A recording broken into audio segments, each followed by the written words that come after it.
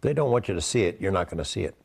That's exactly right. They have years and years and decades of experience hiding things. Naturalized citizen Jorg Arnu caught Area 51 fever 26 years ago. For 2 decades, his website, dreamlandresorts.com, has been a digital gathering place for aerospace enthusiasts, aviation watchers, and some who've worked at the best-known secret base in the world. Participants swap stories, post photos, and make educated guesses about what's going on out there in the Nevada desert. By now, the world knows about some of the projects that were born at the Groom Lake facility: the U-2 spy plane, early versions of the Blackbirds, then the F-117 Nighthawks, and stealth helicopters. Jorg Arnu's readers get occasional hints about odd objects zipping through the skies, but big secrets can and are being kept. Look at some of the exotic planes like the Tacit Blue that was developed in total secrecy. It was flown in secrecy. Then all of a sudden they put it in a museum and said, yeah, we had this for a while. But too much secrecy can sometimes backfire. Area 51 was obscure, largely unknown in the 1980s when the Air Force illegally seized 89,000 acres of public land around the base to hide something. Actually 9 flying saucers flying. In 1989, KLAS-TV put the base on the map for good, with allegations that alien technology might be stashed out there. The designation for Area 51 suddenly disappeared from maps. The government stopped acknowledging it even had a base out there. Too much secrecy only fueled more public interest. Tens of thousands of people have made the trek to the desert to check it out.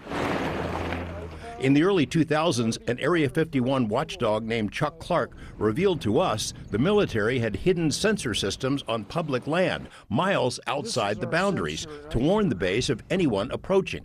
Clark's Rachel home was then raided by the Joint Terrorism Task Force, a harbinger of what later happened to Jorg Arnu, whose homes in Rachel and Las Vegas were targeted by federal agents in late 2022, with he and his girlfriend, Linda Hello, held at gunpoint, presumably for something that appeared on his website, though he's never been told what he did that crossed the line. What exactly am I accused of? You're treating me like a hardened criminal, like a terrorist.